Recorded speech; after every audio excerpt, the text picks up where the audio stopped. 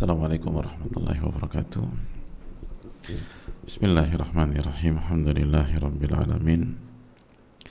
Wabihi nasta'in ala umuri dunia wa din. Wassalatu wassalamu ala ashrafi anbiya'il mursalin wa ala alihi wa sahbihi wa man sara ala nahjihi bi ihsanin ila yaumidin wa ba'd.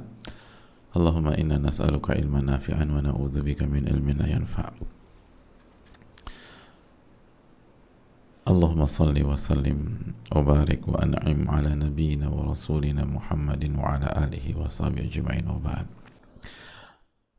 Hadirin Allah muliakan, alhamdulillah kita panjatkan puji dan syukur kita kepada Allah tabaraka wa ta'ala atas segala nikmat dan karunia yang Allah berikan dan Allah limpahkan kepada kita sehingga kita bisa berkumpul bersua pada kesempatan kali ini kembali bersama Al-Imam An-Nawawi rahimahullahu ta'ala dalam bab keutamaan orang-orang lemah, orang-orang miskin, orang-orang tertindas dan lain-lain.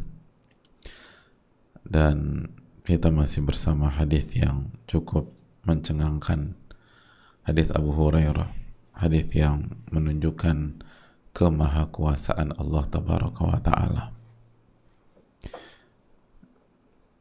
Karena menakjubkannya sebuah kejadian itu pesan besar tentang kekuasaan penciptanya, tentang kekuasaan pencipta, tentang kehebatan penciptanya. Bukankah manusia ketika melihat sebuah produk yang bagus di pasaran, mereka langsung mencari tahu siapa yang buat ini. Lalu bagaimana dengan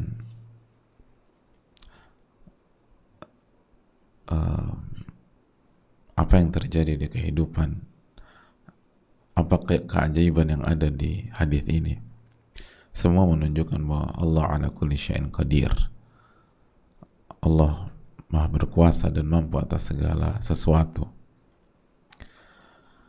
Dan ini penting khususnya dalam kondisi sulit, dalam kondisi susah, di saat nggak ada yang bisa bantu kita. Perlu kita ketahui bahwa Allah Maha berkuasa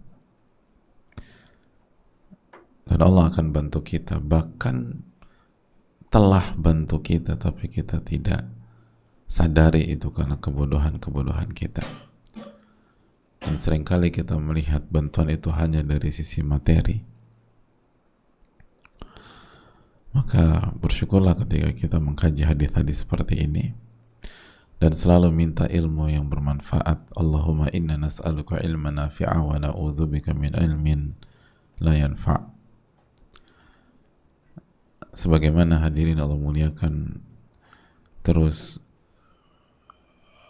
ulang dan perkuat syahadatin kita, nasyhadu an la ilaha illallah wa anna muhammadan rasulullah.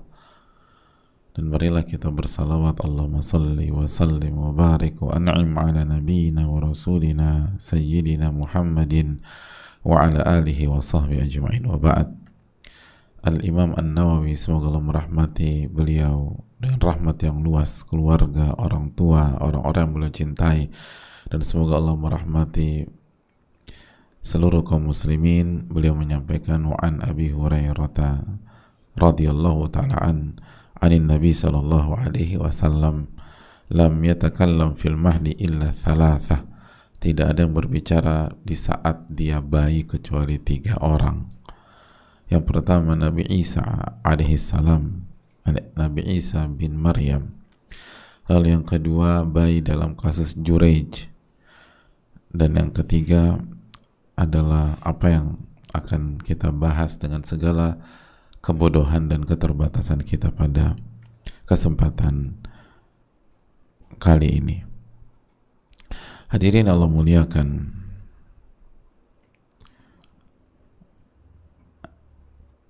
Nabi kita sallallahu alaihi wasallam menyampaikan wa baina subi yarda'u min ummihi. Ini yang ketiga hadirin. suatu saat ada seorang bayi yang sedang menyusu kepada ibunya. Jadi ada seorang bayi dan dia sedang meminum ASI, menyusu langsung dari ibunya. Famarra rajulun rakibun ala dabbatin farihatin wasyaratin hasanah.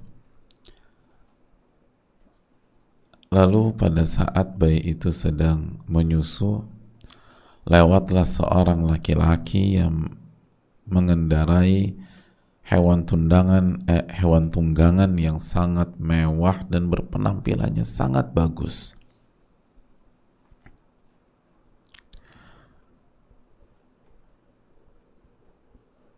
Hadirin Allah muliakan, lagi menyusu, lewatlah seseorang, orang ini naik kendaraan tunggangan dan penampilannya, hewan tunggangannya itu menunjukkan ini orang bukan orang sembarangan, sangat mewah, sangat bagus. Faqalat ummuhu, maka ibunya yang sedang menyusunya pun berdoa, Allahumma ja'al ibni mithla hadha, ya Allah, jadikanlah putraku ini seperti orang tersebut. Ya Allah, jadikanlah anakku ini, putraku ini seperti orang tersebut. Begitu mendengar doa ibunya, fataraka thadya wa aqbala fanadhara ilaihi faqal, itu bayinya, babynya itu langsung menghentikan susuan dan dia melepaskan payudara ibunya, berhenti. Wa aqbala fanadhara ilaihi,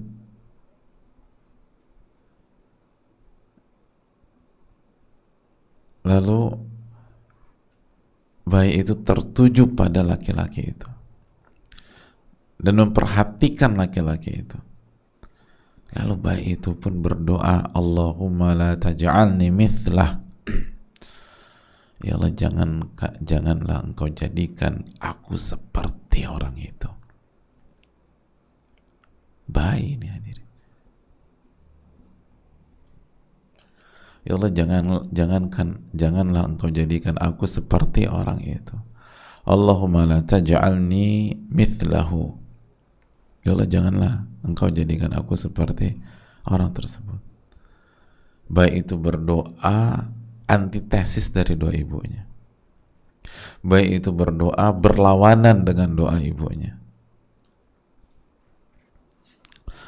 Thumma aqbala ala thadyaihi faja'ala yartadi. Lalu setelah doa itu kembali dia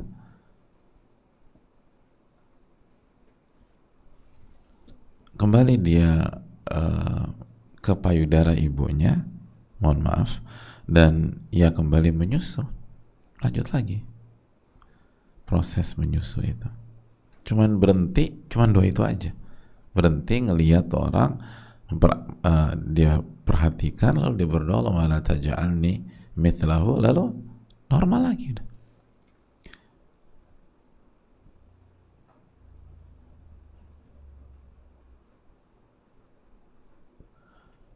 Hadirin Allah muliakan. Faka'anni anzur ila Rasulillah sallallahu alaihi wasallam wa huwa yahki irtida'ahu bi usbu'ihi sabbaba fi fihi faja'ala yamussuha. Lalu kita lanjutkan, maka seakan-akan aku melihat Rasulullah sallallahu alaihi wasallam, kata Abu Hurairah, seolah-olah saya masih bisa melihat Rasulullah SAW ketika beliau mempraktekkan cara menyusunya bayi tersebut dengan mengisap jari telunjuk beliau ke dalam mulut beliau. Jadi Nabi SAW mencontohkan menyusu gitu loh, dengan apa, dengan mengisap air, mengisap jari telunjuk beliau itu.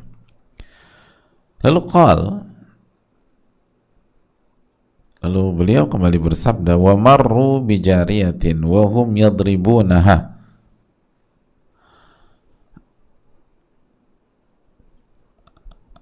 Lalu lewatlah seseorang, atau ada beberapa orang melewati seorang wanita, wa hum yadribunaha, dan mereka memukuli wanita tersebut.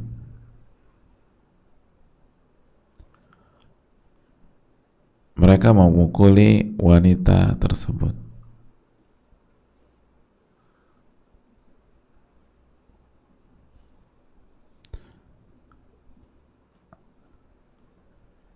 Hadirin Allah muliakan. Wa yaqulun, dan mereka ketika memukuli wanita itu, kenapa mereka pukuli? Perempuan loh ini, bukan laki-laki dipukuli. Mereka mengatakan, zanaiti sarakti, kamu telah berzina dan kamu telah mencuri. Oh, ternyata itu penyebabnya kenapa wanita itu dipukuli. Mereka mengatakan, kamu telah berzina dan kamu telah mencuri. Tapi wanita itu menjawab dan mengatakan, hasbiyallah wa ni'mal wakil. Hasbiyallah wa ni'mal wakil. Cukuplah Allah bagiku dan Allah sebaik-baik penolong dan pelindung. Jadi dipukulin, lalu dikatakan kau pezina, kamu pencuri, dan wanita itu hanya mengatakan hasbiyallah wa ni'mal wakil. Faqalat ummuhu, lalu kembali ke ibu dan anak tadi, ibu dan bayinya tadi. Maka ibunya itu yang lagi nyusuin anaknya berdoa, Allahumma la taj'al ibni mithlaha, ya Allah janganlah engkau jadikan bayiku ini seperti wanita itu. Seperti wanita itu. Jangan jadikan dia seperti wanita itu.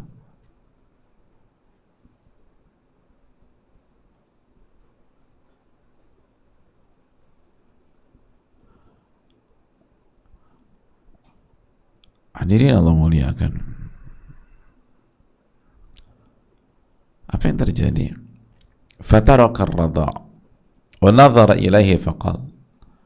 Lalu begitu ibunya berdoa, janganlah engkau jadikan bayiku seperti wanita itu. Fataraka ar-radha', bayinya kembali menghentikan susuan.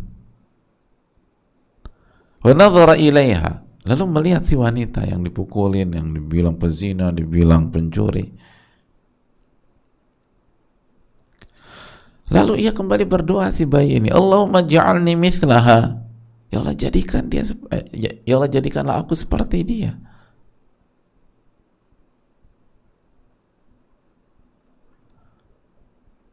Allahu Akbar. Jadikanlah aku seperti dia. Kebalikannya lagi, ibunya bilang janganlah jadikan bayiku seperti dia. Bayinya doa, ya Allah jadikan aku seperti dia.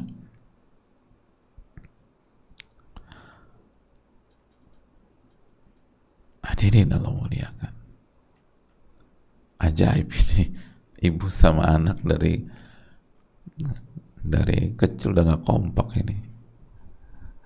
Doanya beda antara timur dan barat, utara selatan. Kita lanjutkan, fahunalika taraja' al-hadits faqalat. Kita lanjutkan hadis tersebut, dan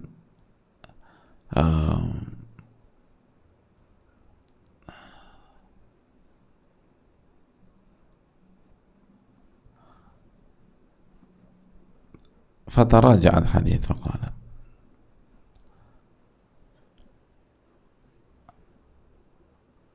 ada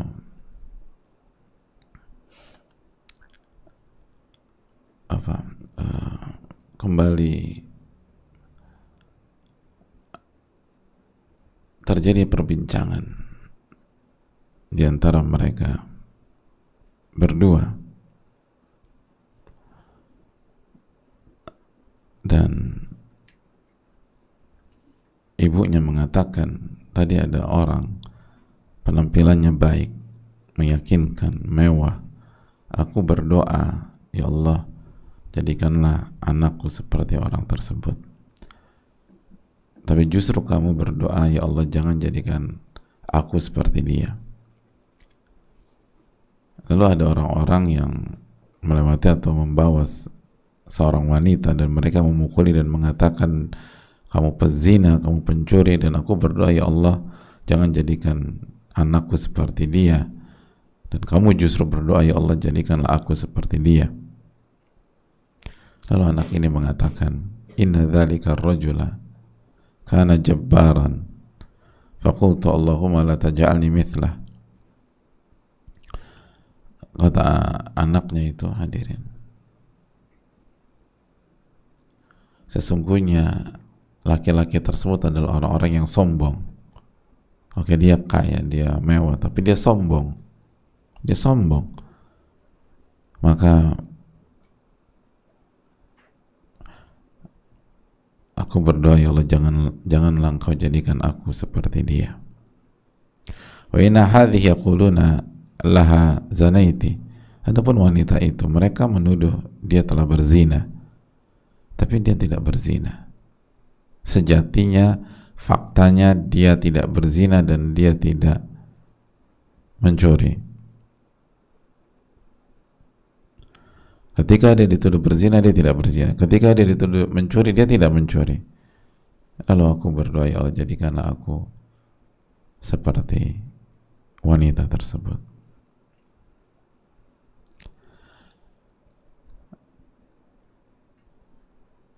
Muttafaqun alaih. Hadis Bukhari Muslim.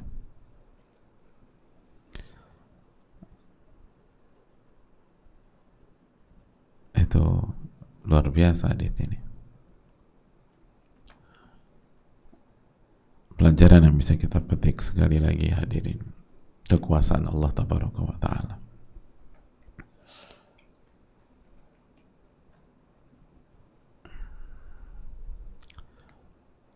Allah bisa melakukan apa yang Allah inginkan. Bukan kalau bisa membelah laut sehingga bisa dilalui Nabi Musa alaihissalam.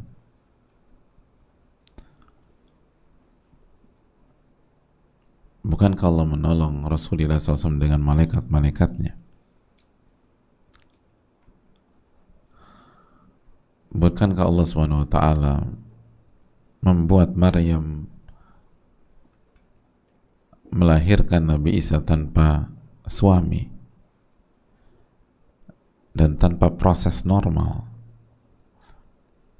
sehingga terjadi pembuahan? Bukankah Allah menciptakan Adam tanpa ayah dan ibu?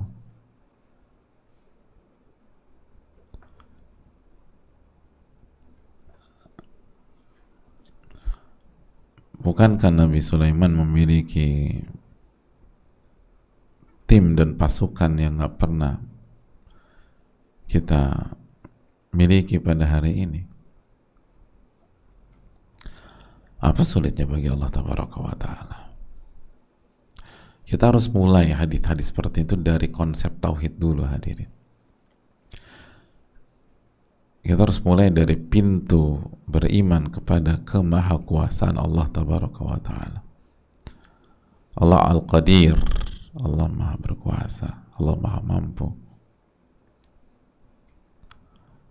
Walillahi mulkus samawati wal ard, dan milik Allah kerajaan langit dan bumi.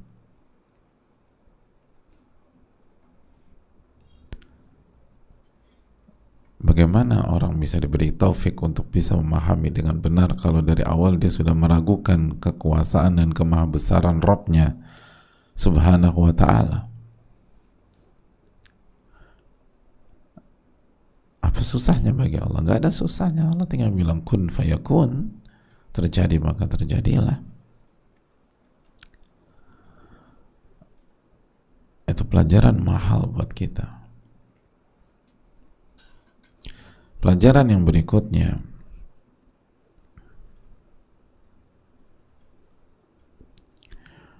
hadis ini menunjukkan bahwa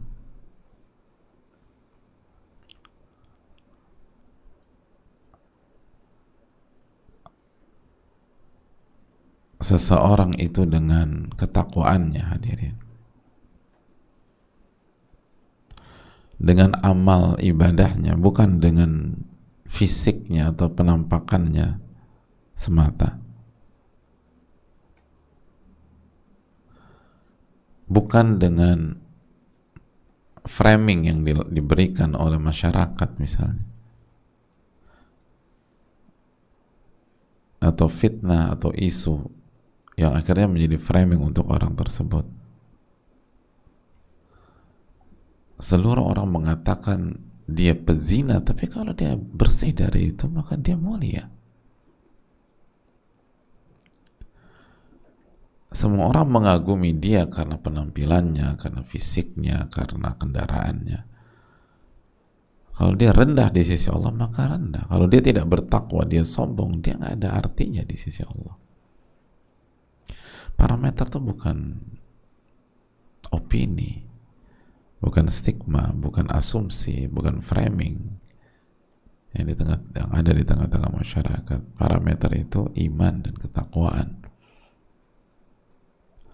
dan itu harus kita yakini.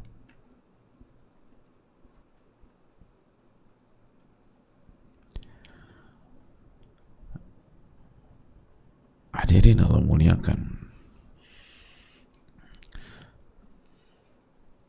laki-laki itu walaupun dikagumi oleh banyak orang tapi tidak merubah statusnya sebagai orang yang sombong. Sebagaimana wanita itu dipukuli, hadirin, dipukuli ini wanita. Bukan hanya diomongin, dituduh langsung di depannya, lalu dipukuli. Tapi kalau wanita itu bersih di hadapan Allah, nggak melakukan itu, walaupun semua orang nggak percaya, dia omongin,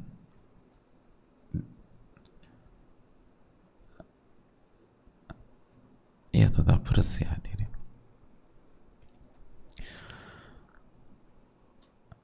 Itu pelajaran besar.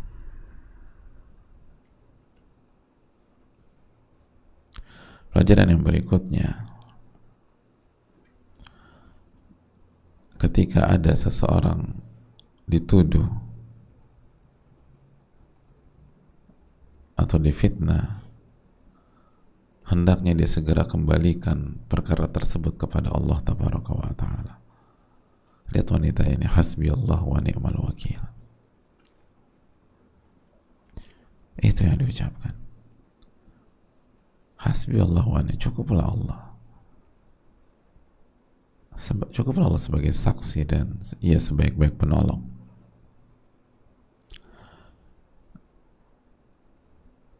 Kembalikan kepada Allah sehingga kita dapat kekuatan dari Al-Qawi. Jangan kembalikan ke manusia.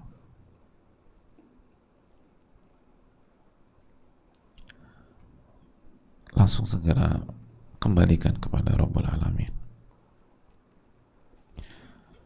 Dan itu nggak merubah hakikat, atau fitnahan orang-orang kepada dirinya itu nggak merubah hakikatnya, nggak merubah kedudukannya di sisi Allah. Itu poin.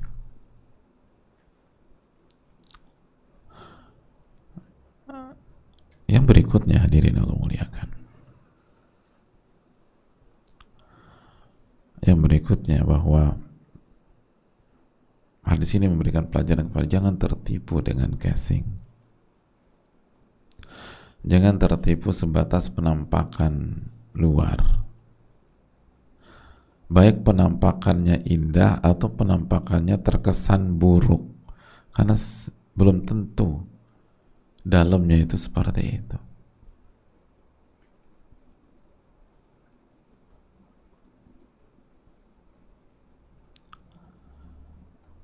Bisa jadi yang kita lihat, orang ini kayaknya orang bahagia banget karena hartanya banyak, populer, ternyata hidupnya nggak bahagia karena jauh dari Allah. Atau ada orang kesian miskin, kita kesian banget ya hidupnya. Anda jangan kesianin dia. Anda kan nggak tahu betapa bahagianya dia misalnya. Oke, dia miskin nggak punya apa-apa, tapi dia ahli qiyamul lail, ahli zikir, ahli iman, ahli tauhid, ahli ibadah. Benar nggak punya apa-apa, tapi qanaah. Masih ingat ucapan Imam Syafi'i? Orang qanaah itu rasanya, dia akan merasakan apa yang dirasakan para raja-raja dunia. Dan kalau kita komparasikan, bandingkan perasaan kita dengan dia, dia lebih baik ribuan kali dari kita. Tapi kan karena kita tuh ngelihat secara zahir, secara casing, kesian banget ya dia nggak punya duit. Kalau Anda tahu hidup dia, kayaknya Anda lebih memilih mengkasihani diri Anda. Lihat, ya Allah, jangan jadikan bayiku seperti dia. Bayinya, jadikan aku seperti dia, ya Allah. Casing itu perlu, hadirin. Innallaha jamilu hibbul jamal. Allah itu yang maha indah dan suka dengan keindahan. Tapi casing bukan inti dari tolak ukur. Karena casing yang baik itu kembali ke hadits idza soluhat soluhal jasadu kullu. Kalau hati baik, seluruhnya baik. Wa idza fasadat, kalau hati buruk maka seluruhnya buruk.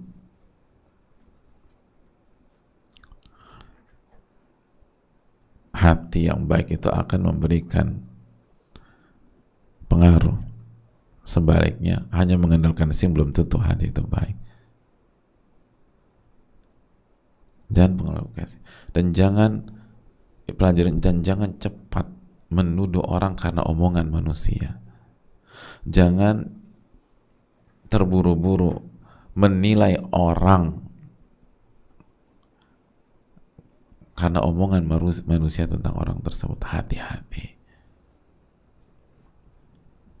Kita belajar kisah Jurej, dan sekarang wanita yang dituduh berzina dan mencuri ini dipukulin, hadirin. Dikatakan kamu pezina, kamu pencuri, ternyata enggak. Maka hati-hati menyimpulkan seseorang karena berita yang beredar belum tentu.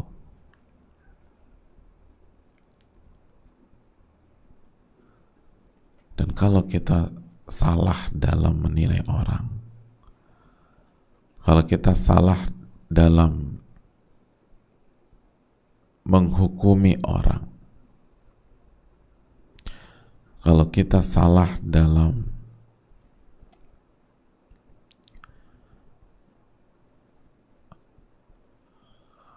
memvonis orang, maka ingatlah selalu surat Al-Hujurat ayat 6.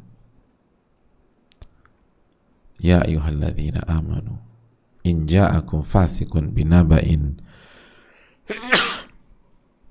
Alhamdulillah. Wahai orang-orang yang beriman, jika datang kepadamu fasik dengan berita, maka fatabayyanu, maka periksalah dengan teliti, cross check. Kenapa demikian? Karena kalau kalian tidak cross check, antusibu qauman bijahalah,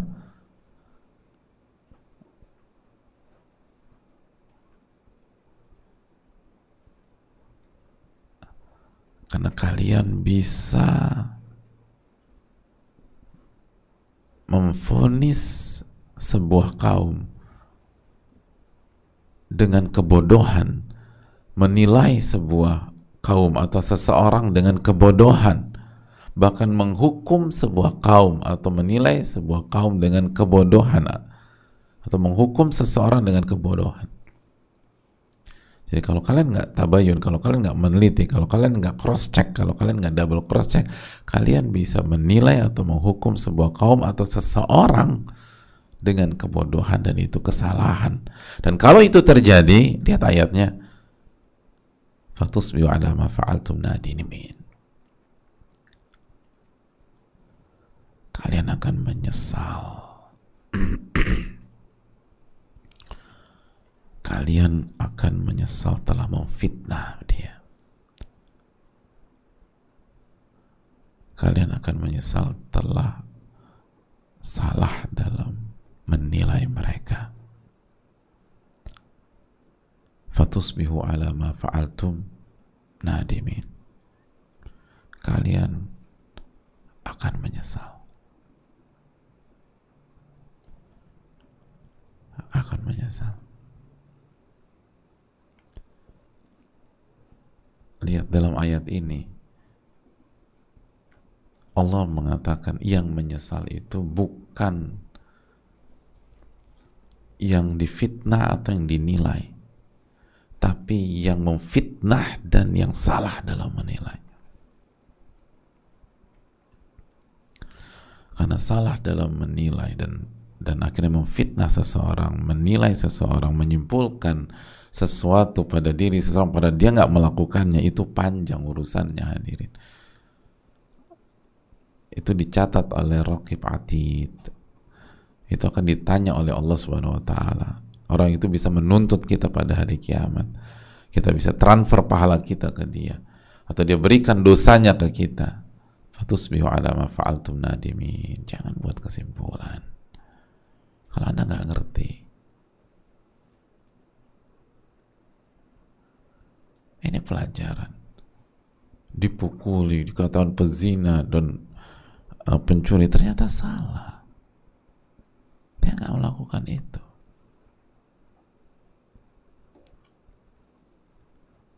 Itu hal yang perlu kita camkan. Pelajaran yang berikutnya, hadirin.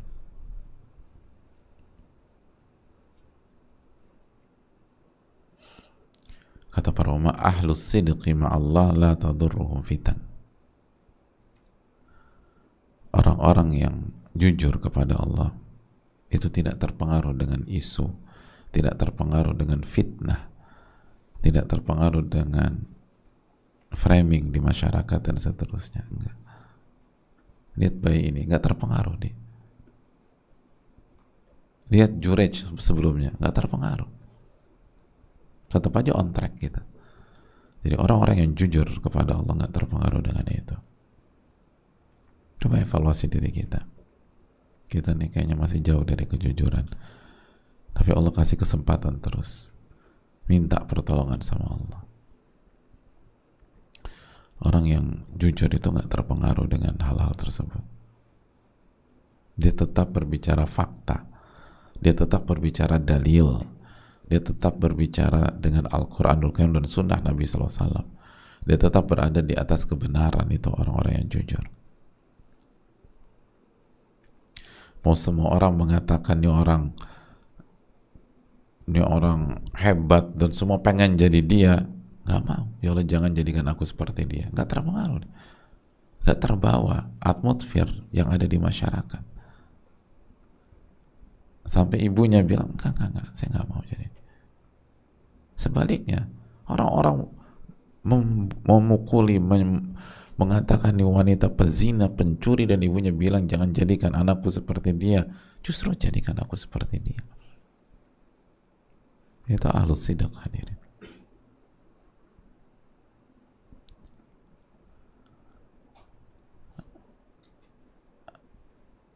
Karena sekali lagi parameternya bukan itu. Jadi jangan hanya sebatas ngelihat dari kejauhan, melihat dari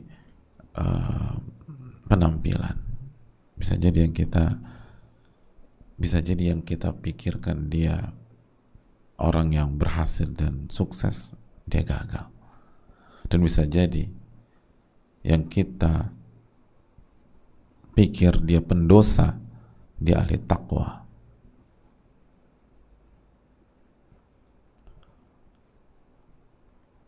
Itu poin. Dan lihat hadirin, wanita ini itu di apa? di, dijatuhkan, direndahkan oleh masyarakatnya, ini bukan karena masalah duniawi, ini masalah maksiat, dituduh berzina dan mencuri, dan itu pun salah, nggak benar.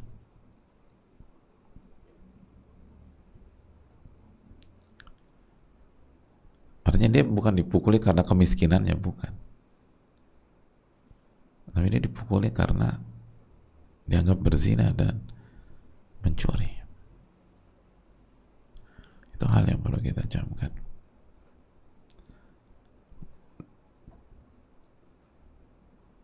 Dan sadar nggak sih wanita itu diapain sih? Dia di apa?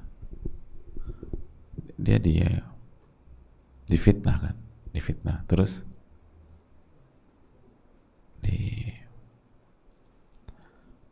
dipukul. Lalu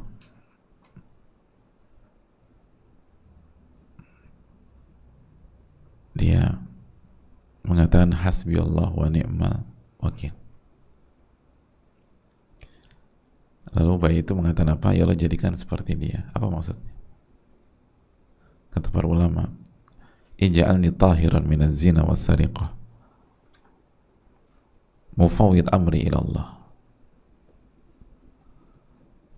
Maksudnya, ya Allah, jadikanlah aku bersih dari zina, dari pencurian, dan aku menjadi orang yang senantiasa mengembalikan segala urusanku kepada Engkau, ya Allah. Itu maksudnya.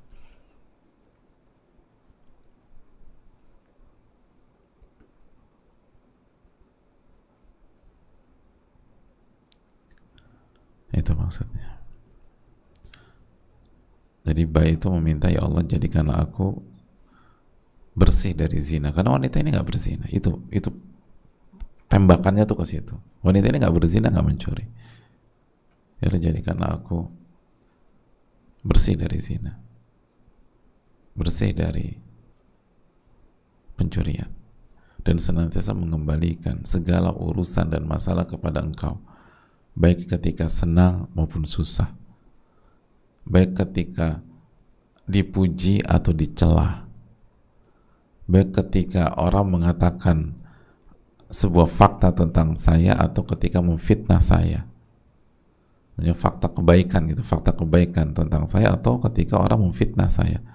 Jadikanlah saya itu mengembalikan segala urusan saya kepada Engkau. Gitu maksudnya.